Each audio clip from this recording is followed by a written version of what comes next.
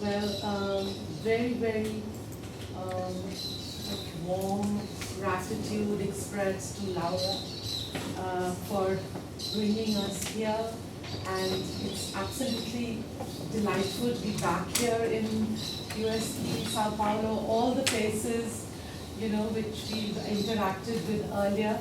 And I must say that this Crisis of Democracy project and the earlier incarnation, Spectris, which was also about trauma, has been such a wonderful experience. What comes out of it in terms of a kind of policy document, as one of our sort of, people, authorities, as you call them yesterday, wanted, we don't know.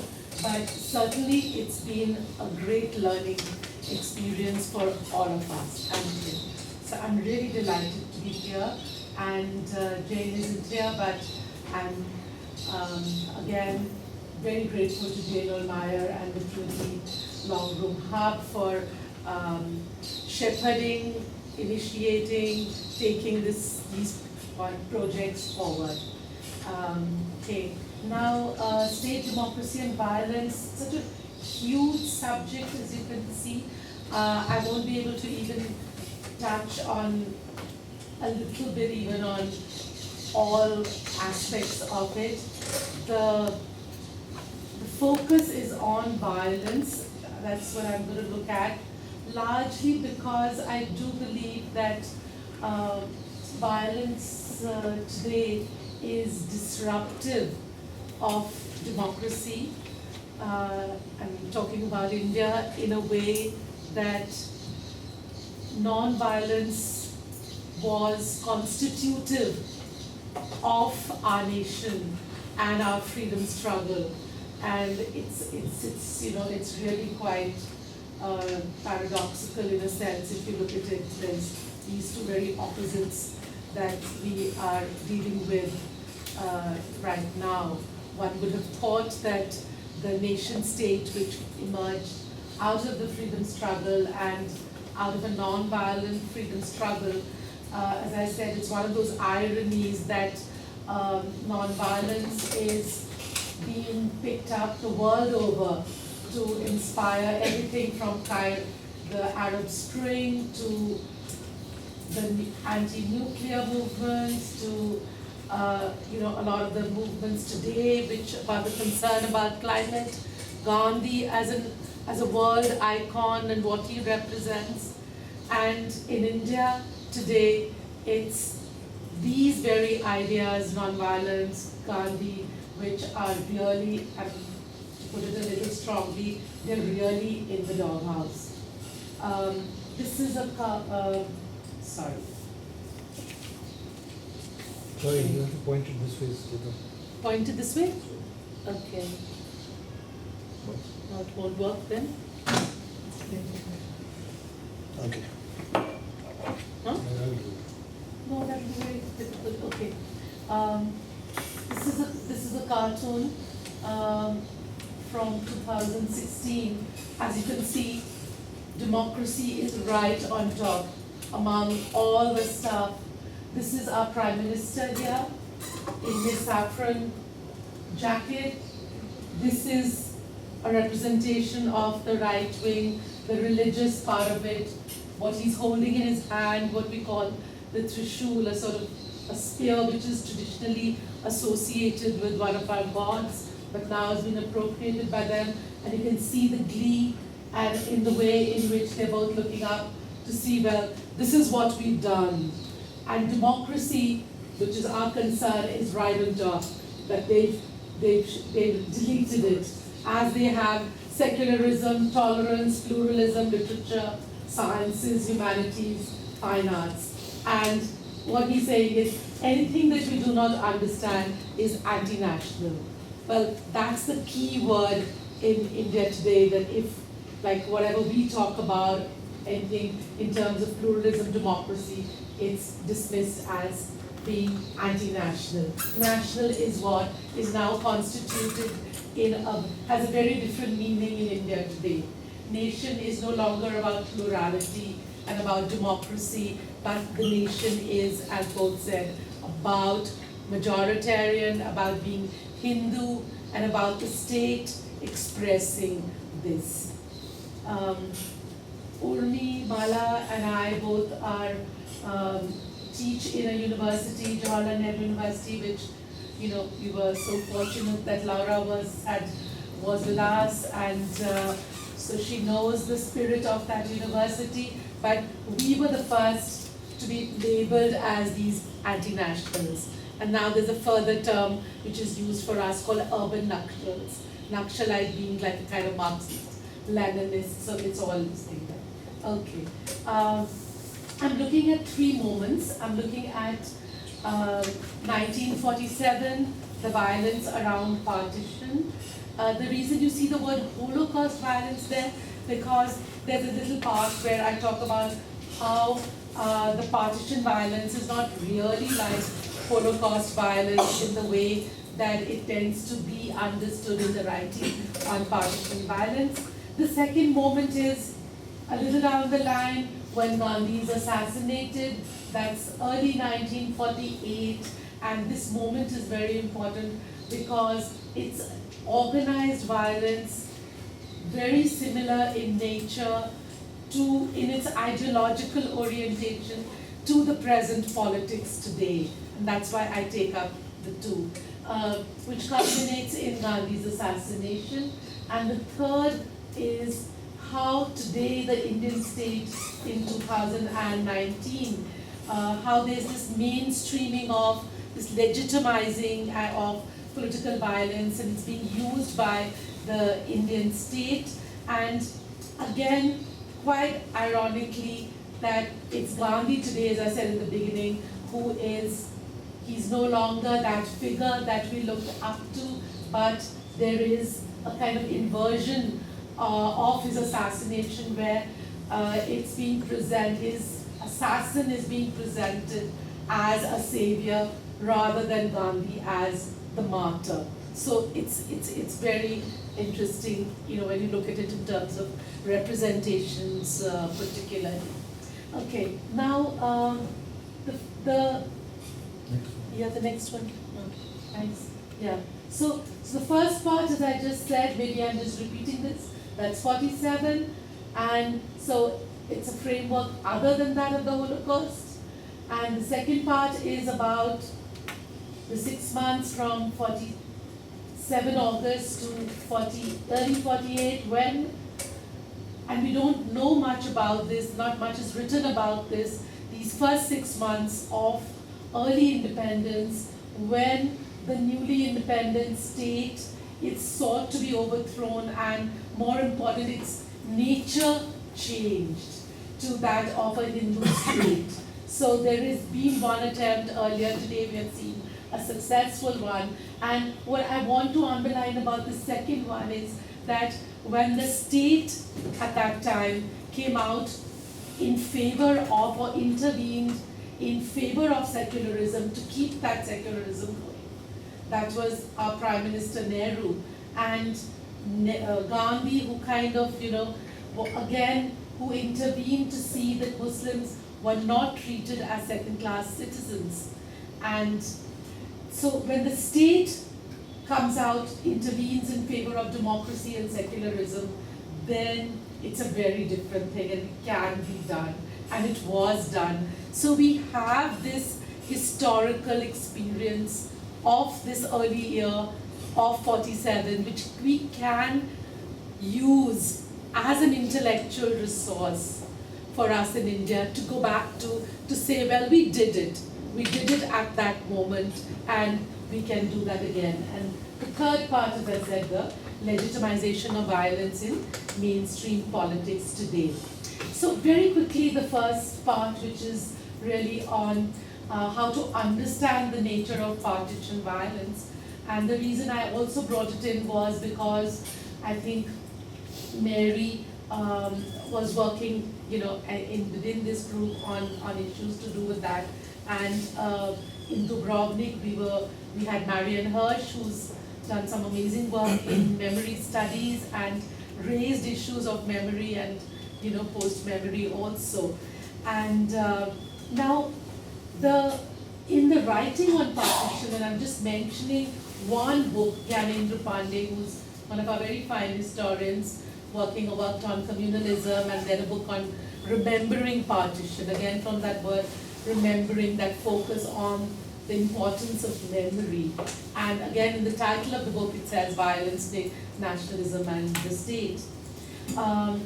The Holocaust paradigm is the main paradigm when it comes to understanding partition violence. And linked with that, the whole concept coming in from Pierre Nora about the lieu de mémoire, the sites of memory, the importance given to that. So these were very central to the writing. Therefore, this whole concern with the memorialization of partition, I do not remember any place that I have talked about partition that I have not been asked that why is there no big museum of partition in India. Now we have a small one in Amritsar, which both talked about.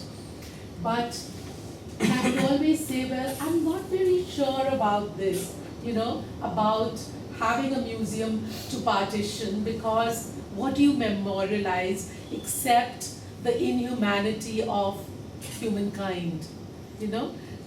It's, if you say this is Muslims killing Hindus here, there's a problem because Muslims are still killing Hindus. Or if you say these are Hindus killing Muslims, that's happening today also. So maybe we are perpetuating certain, by memories, there's a way of something getting perpetuated today, because that's the big difference between something big like a museum and in your face, unless it's done in a very subtle way.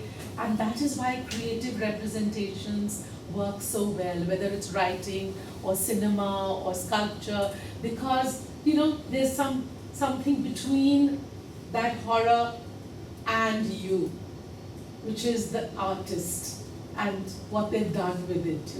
It isn't just right there. And here I was just mentioning that the next one about that Veena Das, who's one of our very fine anthropologists. In a different context, she has talked about it, but about India again, that where she says this, she says that the model of trauma and witnessing that we got from Holocaust studies, we cannot simply transport it to other contexts in which violence is embedded into different patterns of sociality. And she's also written about the 1984 riots in India, where again it was between not Hindus and Muslims, but then it was anti-Sikh riots and the state at the other end. So there is some understanding that there is there, and this comes not only from what one looks around, but as I said, this was a realization which I very much felt when I went to the Holocaust Memorial in Washington, D.C., which is a great memorial. It's absolutely amazing.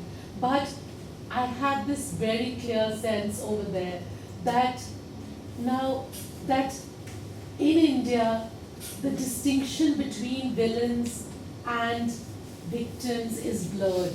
In one place, the Muslim would be the perpetrator, where they were in a majority. In another place, the Hindus were the perpetrators. So there's no sense of, as Mary was talking about it, there's no consensus in our society about who the they is, right? That you cannot, it's not about, okay, something terrible happened, we've got to see that it doesn't happen again. No, there's no such consensus, because the politics, being quite ethnically kind of divided, many a time, as you also mentioned in the morning, it's not easy to have that idea that, okay, like the Nazis were the perpetrators and the other were at best people who assisted them know, as I said, it's very different. So I did find this book very interesting, and therefore I'm pointing it out to you. I'm sure many of you are familiar with it, but Mahmoud Mamdani, a book on Rwanda, where he says when victims became killers. So this, like in India, that you could be a victim, you could be a killer if you looked at a community. And here he comes up with, I'm not reading out obviously the whole thing, but he's contrasting the Rwandan genocide with the Holocaust. And what he's doing is he's contrasting what he calls the bureaucratic efficiency of mass extermination, which is the Holocaust model, with the gruesome detail of a street murder. And what he's pointing out is that, the certain, when you kill somebody with a machete, it's very different from when, you're dropping, as he says, a liquid, a crystal Zyklon B crystals into gas chambers from above. You probably are not even aware of what you are doing, or you can delude yourself about it, that you're just part of some process you've been asked to do. But there's no way that you kill a man with, as I said, a machete, that it's a very, very different kind of thing. So as he calls it, he says it was very much an intimate affair, carried out by hundreds of thousands, witnessed by millions. In Germany, the Jews were taken out of their residences, moved to distant locations, killed there almost anonymously. In Rwanda, the government did not kill. It prepared the population, enraged it, enticed it. And this is the chilling part. Your neighbors killed you. And this is what we get from the Indian partition. The stories which I never got from my parents. My parents came across as refugees from what was then now Pakistan in 1947. They never told us a single story. But from when we heard about what had happened from other family members, etc., it was always about neighbors. There were good neighbors, but it was mostly about, neighbors who envied you, who had, waited for an opportunity. It could be just wanting to take your house over. It could be centuries of hostility, which was there in Indian society, fostered, etc. So it was a very different thing. So he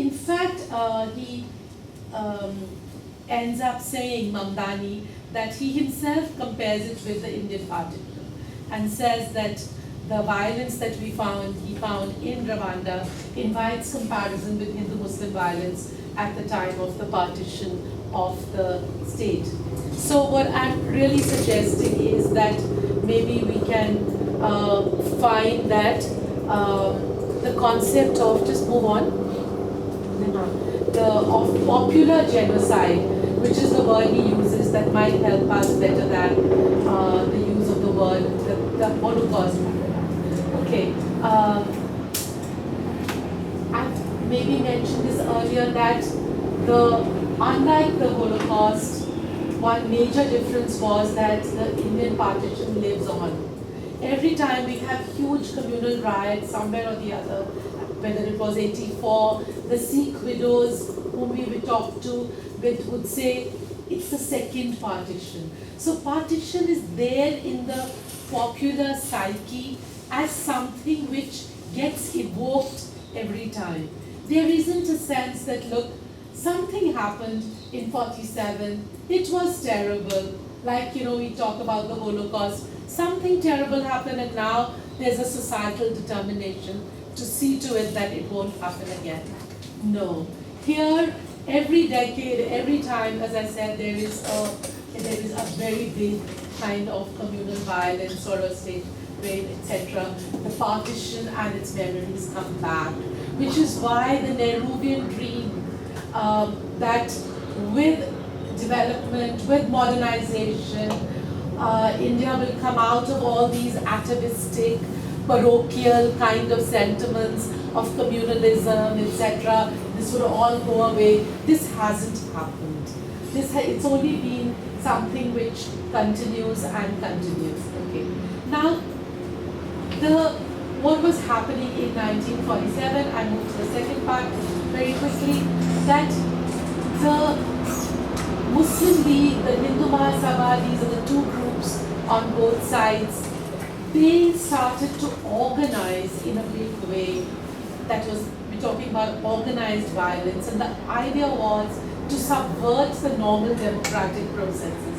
And here I'm talking about the period after August 1947. By September 1947, the RSS, which is like the Hindu right-wing volunteer army virtually at that time, and they numbered almost 2 lakhs, 200,000 people at that time, they started to talk about a demand very stridently that they said, now that the Muslim League has got their homeland for Muslims, they have declared it a theocratic state, they started demanding that India should also become a Hindu state, a Hindu Rashtra as they call it.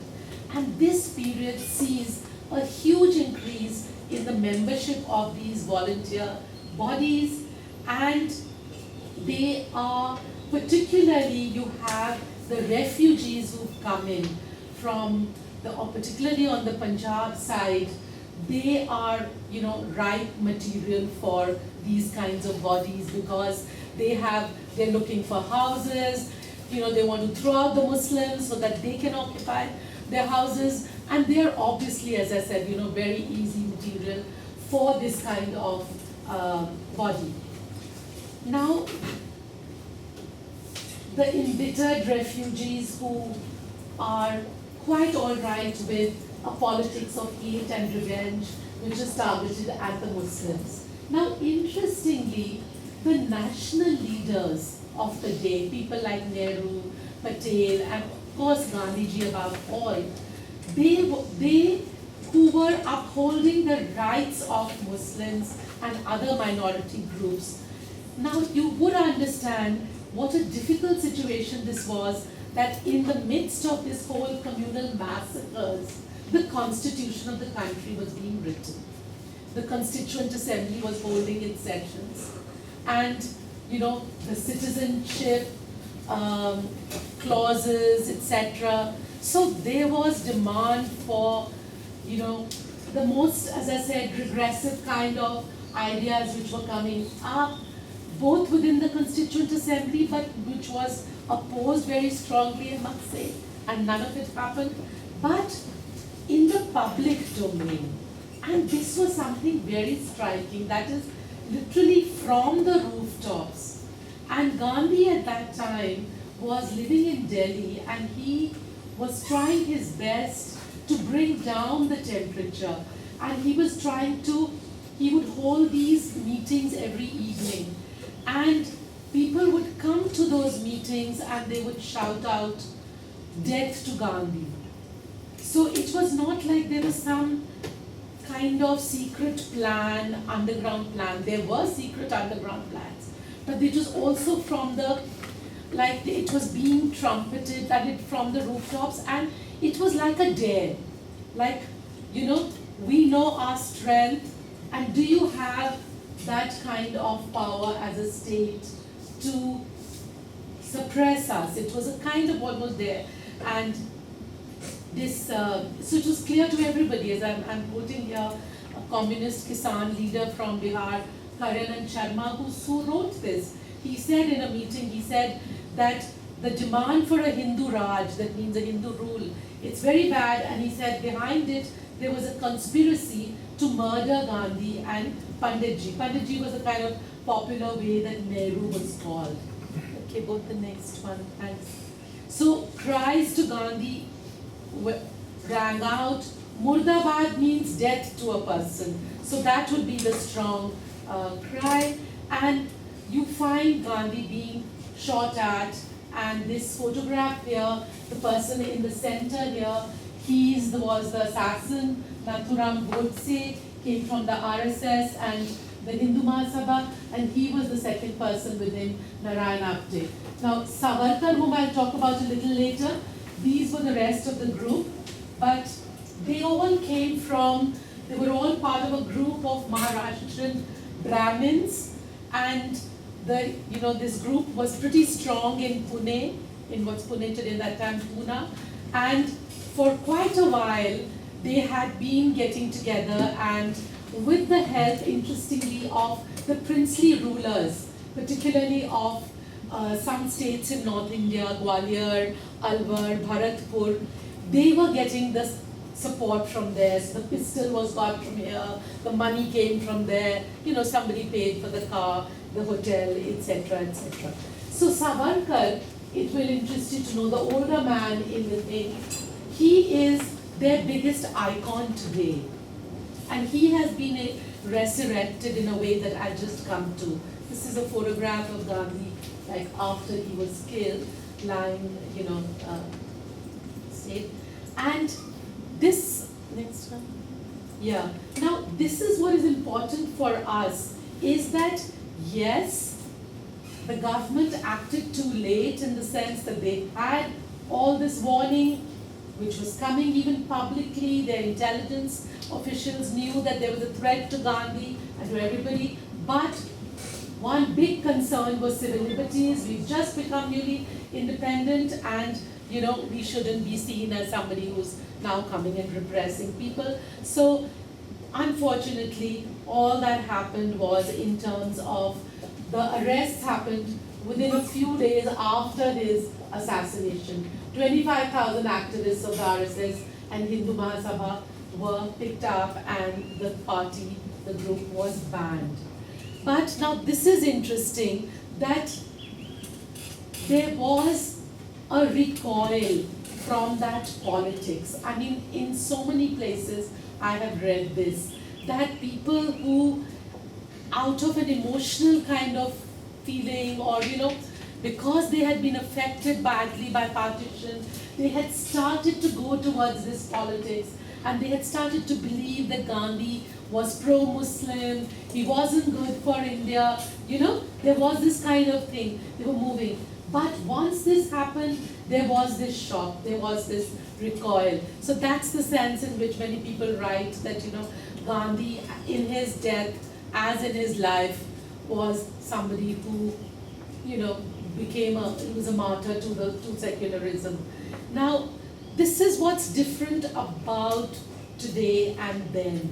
That in 2019, in contrast, there is justification of Gandhi's murder. I could talk about many other elements of violence, but I've only taken up this strand. There's legitimization of political violence, all the while paying lip service to a democracy in the form of its lowest denominator, namely electoral politics. I only say that because every time we talk about the threats to democracy and challenges, we are told we have just held the biggest, election in the world with this huge electorate, carried it through, we're the foremost sort of democracy. So that's what I said. It's what, therefore, the difference between what we call just a substantive democracy and a participatory one remains only participatory. That what is important and most dangerous is that this violence is getting or is embedded within this political system. You can just move up, thanks. And here, what's happening is now that Gandhi, in the new political discourse, right-wing discourse, he is portrayed as the traitor. Desh means country. So Drohi means against the country. So he is the traitor, and Savarkar is now portrayed as the savior of the nation, right? In many of my writing. And you will be shocked that there are speeches now where people will publicly talk about Gandhi's murder being the slaying of a demon. There is a question mark on Martyrs' Day. Now, normally the day when Gandhi was killed is observed as Martyrs' Day. but there is a questioning of that. This is quite a horrific photograph. We cannot see the fallout of this because it's not a video, but just see, that's Gandhi there, and it's a cutout, and she's a lady who's, belongs to the BJP, and what she's doing is, I'll just go back to the picture in a minute, she's National Secretary of the Hindu Mahasabha, and she's shooting at an effigy of Gandhi, which is made. We'll just go back to the photograph. Yeah, and there will be blood then oozing out of. There's a bag at the back, and when you shoot at that, like tomato sauce type of the blood kind of oozes out. So this is in the pub. As you can see, these are from newspaper or from the internet. So this is what is alarming is that.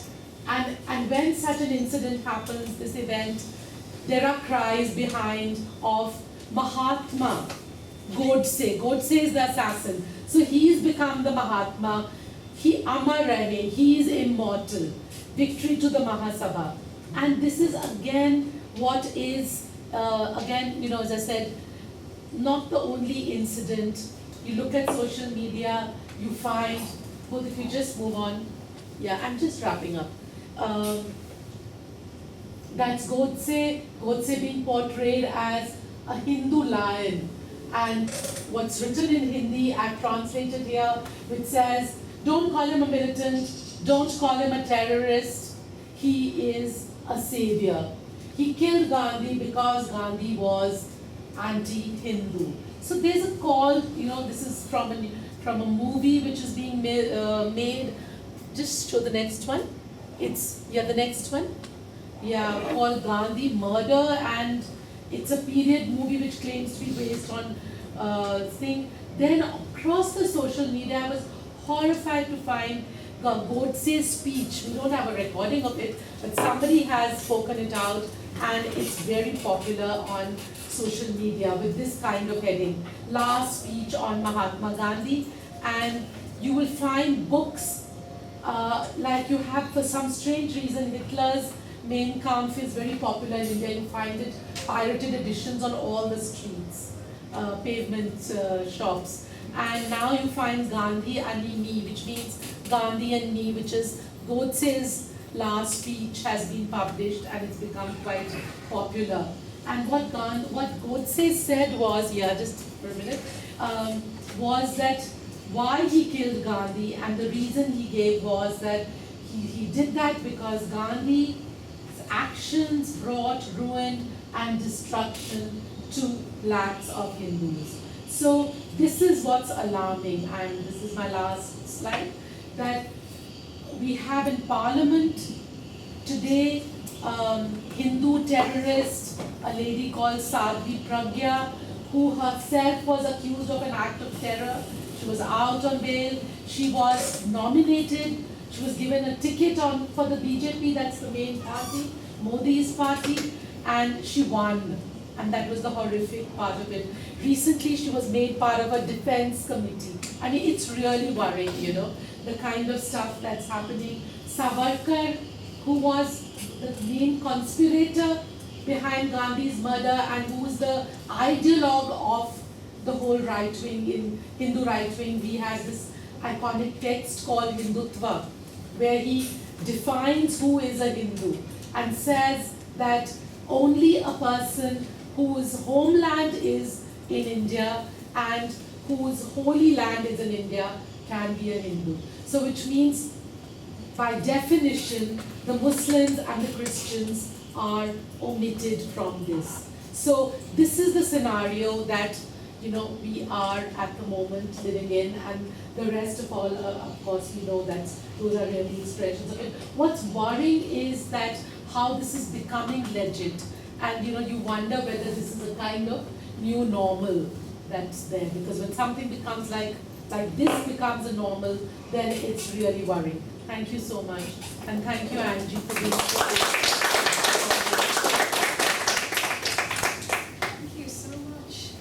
Sucheta. not at all. I'm sure we have loads of questions. We have about 15 minutes for questions, so I'll open it to the floor. I have burning questions as well, but I prefer questions from you. Please. Yes. I found fascinating your insight about the speciality of violence, where you said about, the difference you mentioned about between the way Nazi Germany proceeded or acted with the Jews, like sending them outside, mostly to all the countries actually, isn't it? And the Rwandan genocide, which was a neighbor genocide, isn't it? Of course, there were in Nazi Germany, the Jews were, before being sent away, they were also neighbors of the Nazis. No? Sometimes they were even family or lovers. Famous people like Heidegger and Hannah Arendt, for example. Also in Stalinist Russia, the gulags were outside the big cities. Yes. Well, my question was, if in the case of India, there are different representations or conceptions of the territory within which that violence happened. Do you want to just spell that out, what you might be asked? Yeah, When the you say question was, different ideas of territory. yeah, are there different representations of the territory? You know, connecting with the Sure. thing of the space, Okay, a different okay. way of Okay. the space. Might just hold on. Of course, and together. ask another Yeah, question. No, Mary? no. I just wanted to come in on something that you mentioned there, which I think is really valid. It's this paradigm, the Holocaust paradigm, which isn't appropriate for partition, and I can absolutely see that, and the Rwandan genocide is a much better comparative context. But the Bandini, although I have not read his book, would strike me as having a particular understanding of how the Holocaust happened, which it's not comprehensive enough in my view. So it's a fundamentally quite Western perspective on the Holocaust, which we can sum up in the metaphor of Auschwitz, which is actually not, and of course Auschwitz is not just a metaphor. It is a proper place, it was a proper site of murder on a mass scale and genocide. But it's also a shorthand for the Holocaust and for the industrial murders and for the gas chambers. Yeah. But in fact, only 50%, which is still nearly 3 million people, were murdered in this way.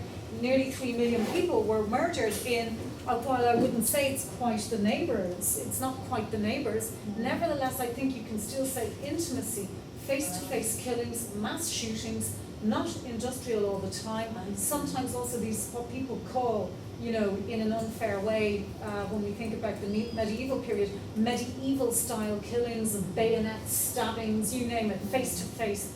And this is something that is not as well understood. And it's because it happened much further east. That's why. And so it's really only since the opening of the Iron Curtain that access to those archives has, in a way, really brought out the extent to which the Holocaust happened in that way. So it's an interesting thing, and even the industrial killing with gas, which is sort of an abstraction in the historical understanding, because it was a dreadful death, and really long and painful, agonizing, and very, very visceral. It's something that I don't think gets brought out enough in representations. Great. That's very important. We might take one more question in this round. Maybe students more, no? I thought like we. Yes. Thank you for your talk. I was wondering if you could speak a little bit more about the sentence you said for us. This violence is imbued in this political system. And I was wondering how our habits, this sort of politics of the personal guarantees the return of something that we maybe politically, in democracy, we hope that it wouldn't happen anymore. I don't know, it's something. Right, yeah, sure. We might go with those three and Yeah. vote if you have any. Yeah, sure. I think Mary, I take that point very well because about the Holocaust not really being only about, what we see it as being, that is the industrial killings, and that half of them were face to face, and that, so I can see that it would not be right to club it as one kind of thing. And in that sense, if there was so much of, as you said, killings face to face and with the other kinds, then how different is it from what Bandini is talking about? But so I take that point. I still think it is of a different order. It's not the same as the Rwandan genocide because it isn't actually neighbours. It's elite troops or not even special battalions being sent to murder people on the Eastern Front. But it's different to the industrial sort of press the button and cyclone B goes down. Yeah, and also I think I felt this particularly in the last couple of times one has talked about this, that why is one looking for paradigms? Holocaust, I can see why, because we've operated so much with the Holocaust paradigm. That's been as you said, that it's in the New York talk, you were talking about how this paradigm has been there for, right from maybe last 60, 70 years. But in India, certainly from the day that partition studies, as they were called, not a very nice word, but became popular. And strangely, this interest in partition and everything came only in about the early 1990s. There was a longish period of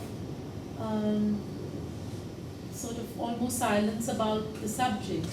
I'm myself not very convinced that this was a kind of orchestrated silence as some of the activists would like to believe, but I think that possibly it was because it took a long time for people to come to terms with what had happened with themselves and with their communities and around to then come about to talking about it.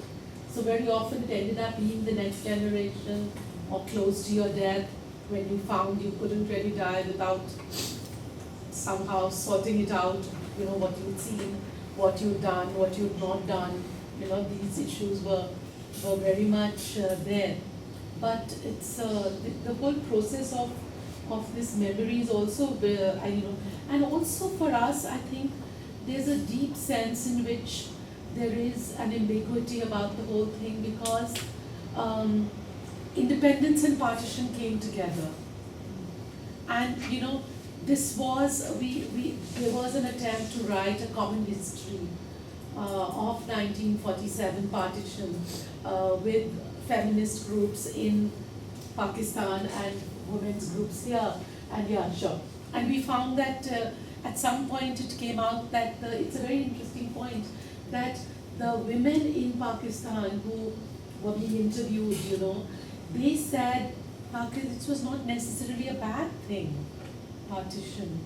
We've got the promised homeland that our people sort of got fought for, So there was a sense in which, as I said, for us also, it's that thing about yes, people would say yes, we paid the price of partition, but then, we got independence. There's a sense in which in Ireland also, there is a sense in which for many years, the independence part of it loomed larger than the part about the Civil War and all that. And then it's only later on that all this, now the other part is kind of bigger. About representations of territory, one kind, since we're talking here primarily about the Hindu right-wing politics, I did mention about Savarkar, the main ideologue, and the way that India, they won't call it India, the word used is Bharat, which is, and it is supposed to go back to, Bharat Varsha, supposed to go back to time immemorial, to the time of the Vedas, and that there is this country which, you know, and then of course the Muslims are seen, as I said, in this whole writing, they would clearly be the outsiders and the interlopers. And because Muslims are not, you know, they are seen as coming from outside, which they did. But the whole part about Islam, the fact that they came for trade, it was not, conversion was not by sword necessarily. Many people, you know, converted because, you know, there was a Sufi Islam, a liberal notion of Islam which people took to. So there is very much one kind of, as I said, an idea of or representation of an India which is Hindu in this sense of there being this territory, and then there would be parts of that territory. And interestingly, it feeds into India's big brother kind of status today internationally in that region. So the story of Rama and Sri Lanka, where his wife is believed to have been abducted and where he goes and recovers her, you know, so that's Sri Lanka. So you know that, so that also fits in a certain way with the whole thing. But violence being embedded in the system, it's really more about the one saving grace I would say is that the military is not yet, at least, out. They're not taking part in politics. So Pakistan is where that's a real problem, and in Bangladesh also that's been a real problem. But earlier, they're also fine now. But it's violence is embedded in the system in the sense that, you know, people who are who have taken part in terrorist acts, becoming members of parliament. There's a kind of mainstreaming of this. There's no sense in which we would say earlier that there is a moderate politics, and that they won't talk about doing anything which is beyond constitutional politics. Now there are no holes barred. When we say that, it means whether it's killings, you could have somebody bumped off very easily. The political system is one in which your enemies are, you know, your opponents are exterminated, removed in all kinds of ways. You know, there's no. It's not that there's no longer you can't talk about playing by the rules of the game of constitutional politics anymore in the way that one would say have it, you know, 20 years in. So earlier even the communists played by the rules of the game, you know, without discussion. Okay, we're nearly at time for lunch. With your permission, we'll run over about 5 minutes. That's okay, just to get questions in. Do we have any questions for Vogue particularly? And I know Nabosha is it for Vogue? Yes. Yes. For me, If we can sure. keep questions really short and the responses quite brief, so we get the most in. Nabosha, please. No, question for both, very, very, very short. Who invented Vaga ritual, and what was an ideological justification of Vaga ritual? Was there a kind of idea of catharsis over there, or was it just two nationalist, groups who were, just pumping up nationalism even more? Vaga ritual. The Vaga ritual. Yeah. Idhar aa. The Vaga ritual is, I saw that about 20 years ago. It was a very muted kind of thing. It is become very aggressive in the recent past, and it has become particularly so with the rise of the right-wing parties. I think the border guards are encouraged to do this.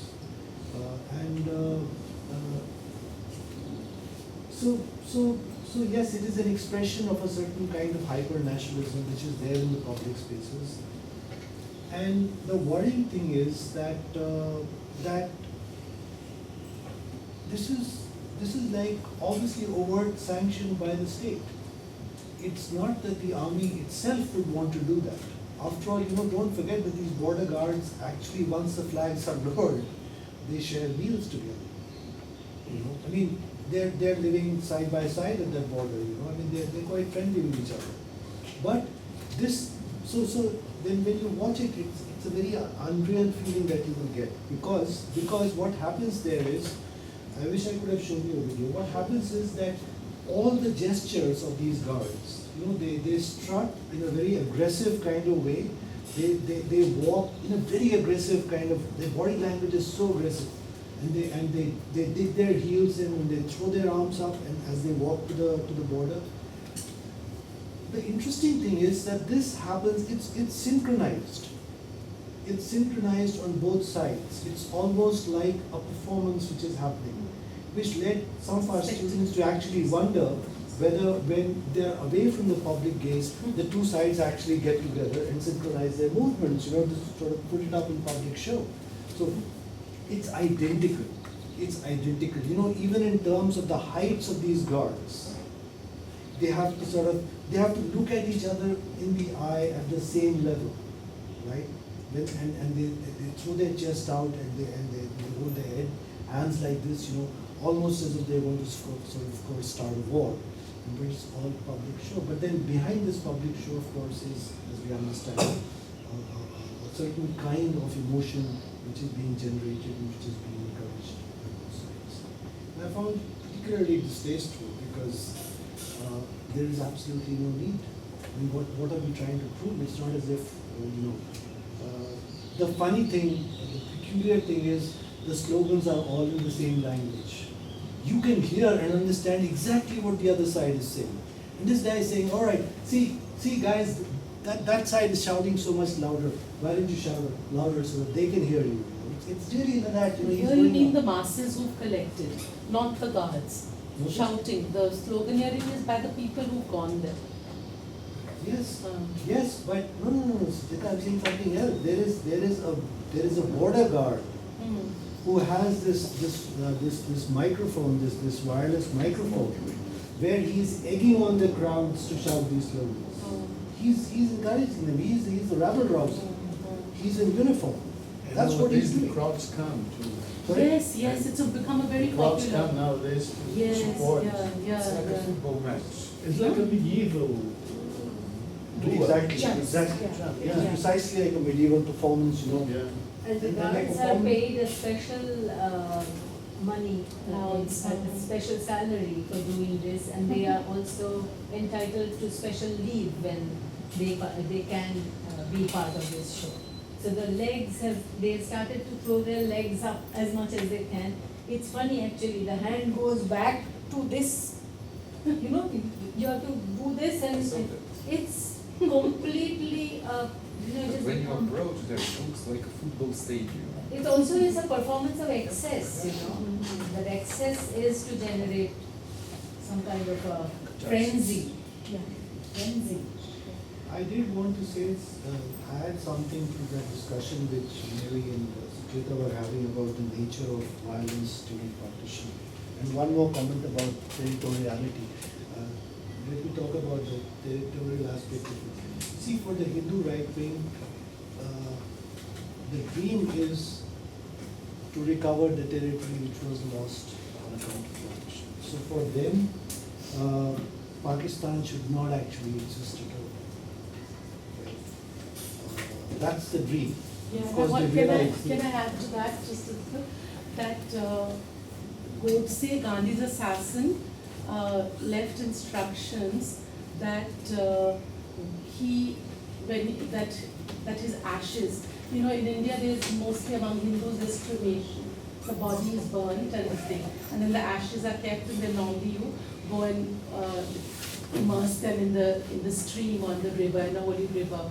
So he's left instructions saying that his ashes should not be immersed in India, in any river in India, because the rivers in India are polluted by Gandhiji's ashes. Because when Gandhi died, being a big figure, everybody made a demand saying, please send some here, send some here. So all over the country, a train went and they went and immersed these ashes. So it was a very provocative statement to say that don't immerse something, but it links to what you are asking. That said, when we will conquer Pakistan, and then the word uses Akhand Hindustan, which means united and undivided. The word Akhand means not divided. That when we will have undivided India, when we will conquer that thing, then my ashes should be immersed in the river Indus. So Which the flows river through Indus Pakistan. flows only through Pakistan. That's the unpolluted river, which is waiting for his ashes still, because his ashes have It's- not been immersed. It's bizarre. I mean, it's, huh? Oh, yeah, So it's really one- bizarre. So one quick one more comment. I wanted to say something about what Mary had said about the nature of this violence. I was just thinking about this because I read about it more recently. You know, when the refugees were moving across the borders, there is one account, so they would move together in the sense that people would naturally seek safety in numbers. The state was not doing anything, right? The country had become independent. India and Pakistan had become independent nation states. The new leaders had taken over, but the overall security, the army was still controlled by British officers. The police was still controlled by British officers. They did nothing. They just sat back and watched this violence unfold. And just to give you an example of what kind of violence this was, so here are these people who are on the move, and they are moving together because that is their security in numbers. According to one account, so they are called kafilas. Kafilas means like caravans almost, but these are people who are moving with all their possessions, right? There is one account of 350,000 people moving, marching from one point to the other across the border, right? For the entire, so at any one point, if you plot it, it takes 28 days for the entire group to move past one point. That's what we are looking at. And this huge mass of people which is moving has got the young women into the center, right? And why? Because the mobs, as they pass through different villages and the mobs will come and pick up the young women, right? They will pick up the women and they will leave. And then it's on. They cannot stop. They cannot stop to eat, they cannot stop to rest, there is no protection. The state sits back. It's this kind of violence which is very difficult to sort of compare with anything. I don't know, I mean, It's you have. actually, as Sucheta said, Sucheta, that you wondered what it was, this comparison, what's the sort of point of the comparison, and I think that's precisely the point, because these genocides all have their own characteristics, but a common denominator appears to be precisely the exposure of vulnerable populations and ethnic minorities. We have the shattered zones of the end of empires, the end of colonialism, and the exposure. It's also like the UN blue helmets not protecting the Bosniaks, Shattered the zones. shattered zones. Exactly. Kurds, just recently. Yeah. Kurds, yes. For example, being let down by they are sort of stateless or in between states. They're in between people. And the Armenians at the end of the Ottoman Empire are exposed in a horrific way. This is also what happens with the building. It's like the dismantling of empires and then the building of new empires. So the building of the Third Reich, which means expanding into territories, redrawing borders, which mean that you are suddenly defined very differently.